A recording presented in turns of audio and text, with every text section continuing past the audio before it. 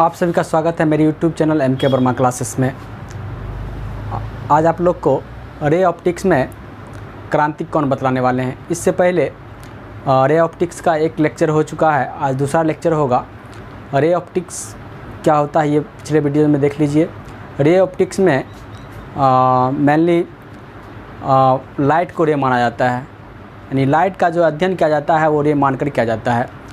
और लाइट का प्रॉपर्टीज ही बतला चुके हैं और आज आप लोग को क्रिटिकल एंगल बतलाने वाले हैं। तो वीडियो को शुरू करते हैं।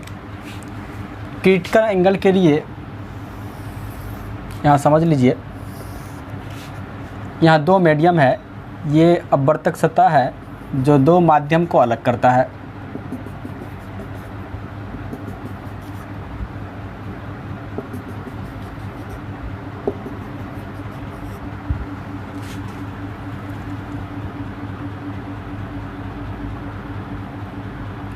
ऊपर का जो माध्यम है वो रेयर मीडियम है, मतलब विरल माध्यम है,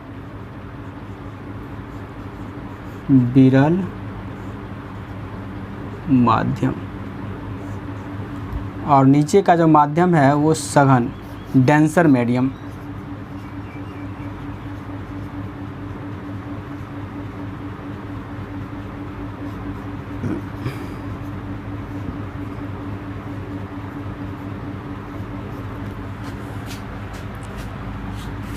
क्रांतिक कोण के लिए लाइट प्रकाश का जो किरण है वो सघन से विरल में ही प्रवेश करना चाहिए, क्योंकि विरल से सघन में जाता है तो अविलंब की ओर मुड़ जाता है, जबकि सघन से विरल में प्रकाश प्रवेश करता है, प्रकाश किरण प्रवेश करता है तो अविलंब से दूर हटता है।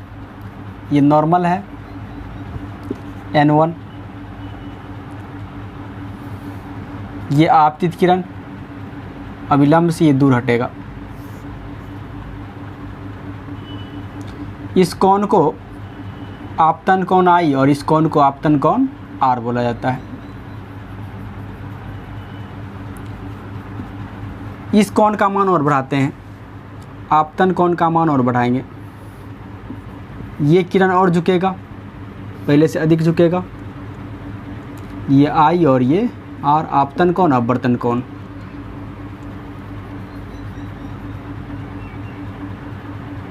इस कोण का मान और बढ़ाते हैं।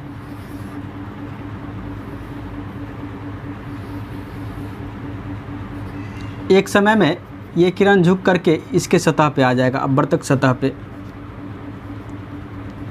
तब उस समय अपवर्तन कोण का वैल्यू एक समकोण होगा, अर्थात 90 डिग्री होगा। तब आपतन कोण क्रांतिक कोण कहलाएगा। डिफिनेशन क्या होगा? आपतन कोण का वह मान जिस पर अपवर्तन कोण क्या हो, एक समकोण हो, क्रांतिक कोण कहलाता है। तब आपतन कोण क्रांतिक कोण कहलाएगा। तो डिफिनेशन लिख देते हैं। आपतन कोण का वह मान, आपतन कोण का वह मान जिस मान पर अपवर्तन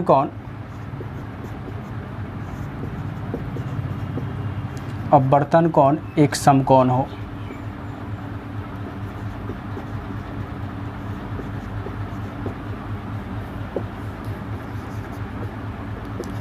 क्रांतिक कोण कहलाता है।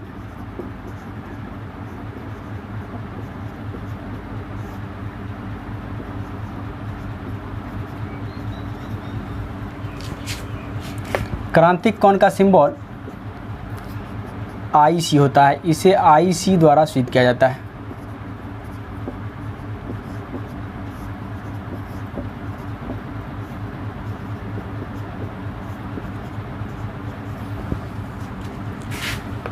क्रांतिक कोण के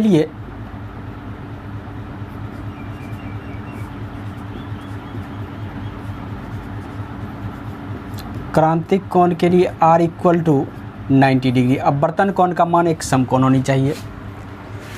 तो इसके क्रांतिक कोण का डेफिनेशन समझ गए होइएगा। आपतन कोण का वह मान जिस मान पर अपवर्तन कोण एक समकोण हो।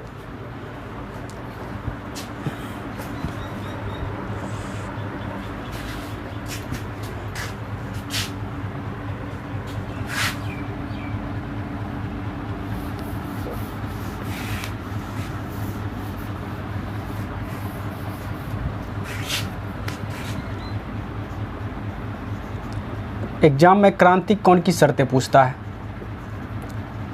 क्रांतिक कोण की शर्तें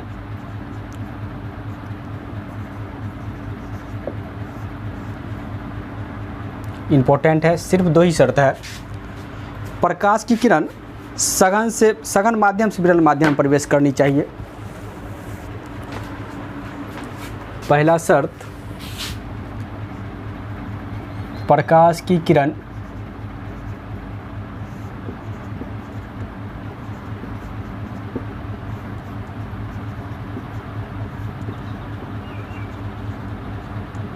सघन माध्यम से विरल माध्यम में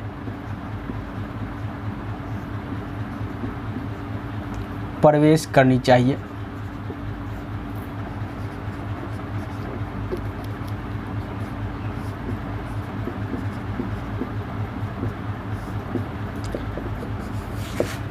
दूसरा कंडीशन है, इस अपवर्तन कोण का वैल्यू एक समकोण।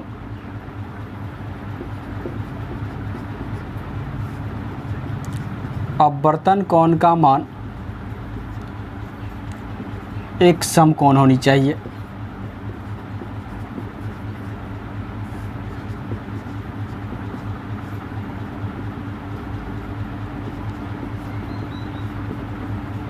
अर्थात R = 90 डिग्री। अपवर्तन कोण का मान 90 डिग्री। ऑब्जेक्टिव में भी क्वेश्चन पूछ सकता है, इस तरह से रहेगा। क्रांतिक कोण के लिए ऑप्शन में रहेगा, फर्स्ट ऑप्शन में R = 0 डिग्री,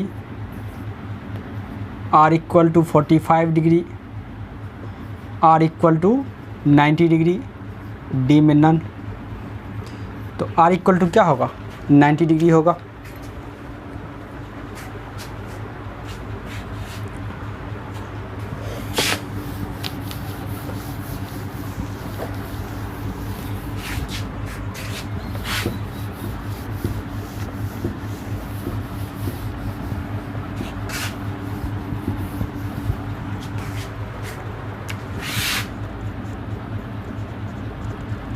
पूर्ण आंतरिक परावर्तन,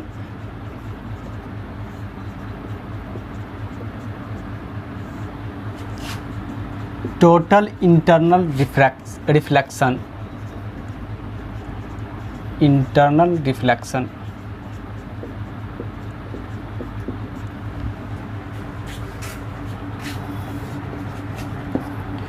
ये अपवर्तक सतह है जो 2 माध्यम को अलग करता है। नीचे का माध्यम सघन माध्यम है, डेंसर मीडियम। डेंसर मतलब सघन होता है।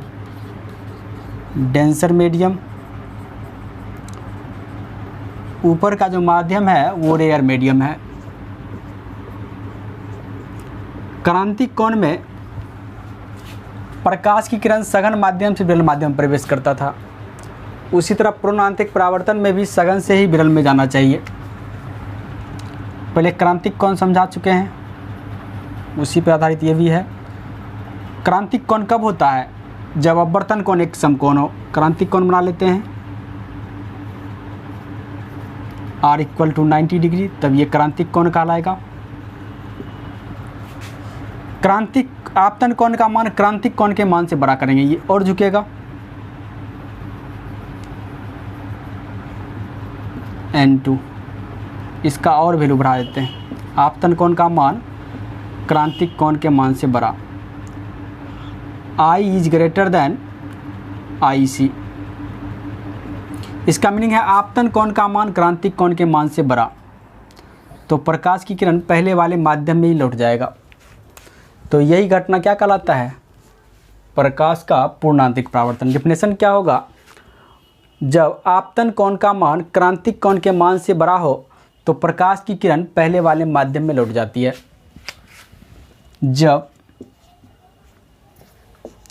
आपतन कोण का मान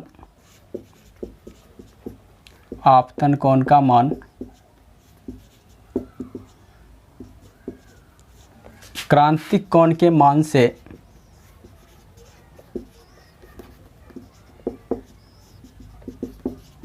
बड़ा हो तो प्रकाश की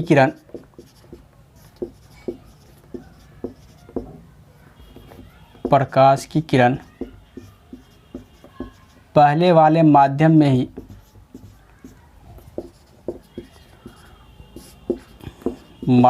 ही लौट जाती है।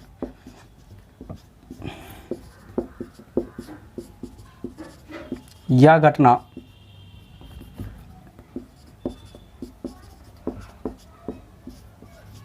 प्रकाश का पूर्ण आंतरिक परावर्तन कहलाता है।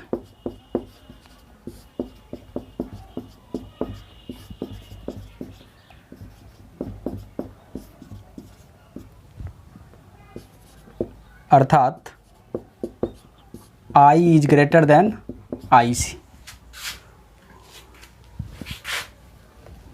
इसमें नहीं लिख सकते हैं, तो डिफिनेशन लिखने के बाद ये फिगर बनाना पड़ेगा। इसका कंडीशन में लिखाते हैं, यानी पूर्ण आंतरिक परावर्तन कब होगा? जब आपतन कोण का मान क्रांतिक कोण के मान से बड़ा हो तो प्रकाश किरण पहले वाले माध्यम में, जिस माध्यम में पहले था उसी माध्यम में लौट जाएगा। विरल सघन माध्यम था, सघन माध्यम में लौट गया। यहाँ परावर्तन हो रहा है। अब इसका शर्त देखें। पूर्ण आंतरिक परावर्तन की शर्तें: प्रकाश की किरण सघन माध्यम से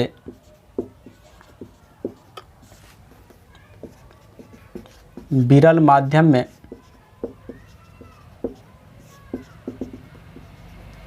प्रवेश करनी चाहिए।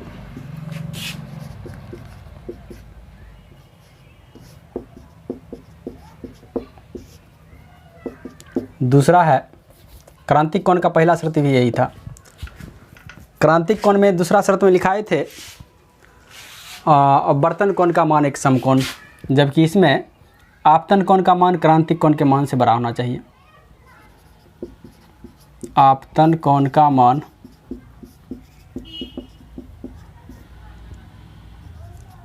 क्रांतिक कोण के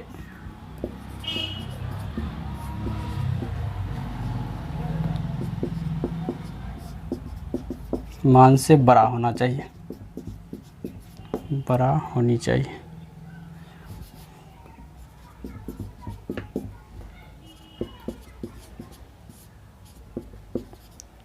अर्थात I is greater than IC। इसका मीनिंग है आपतन कोण का मान क्रांतिक कोण के मान से बड़ा।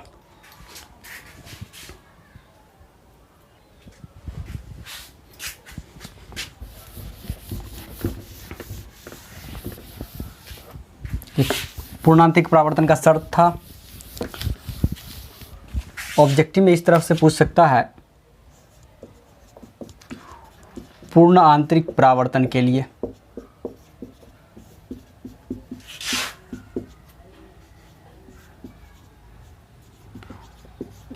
ऑप्शन में रहेगा I equal to R, I is less than IC, I is greater than IC, R equal to 90 degree. तो यहाँ पे I is greater than IC, आपतन कोण का मान क्रांतिक कोण के मान से बड़ा। तो इसका राइट आंसर C होगा। अगर ये वीडियो आप सभी को अच्छा लगा हो तो वीडियो को लाइक करें और ज़्यादा से ज़्यादा शेयर करें। अगर आप मेरे चैनल पे नए हैं तो चैनल को सब्सक्राइब करें।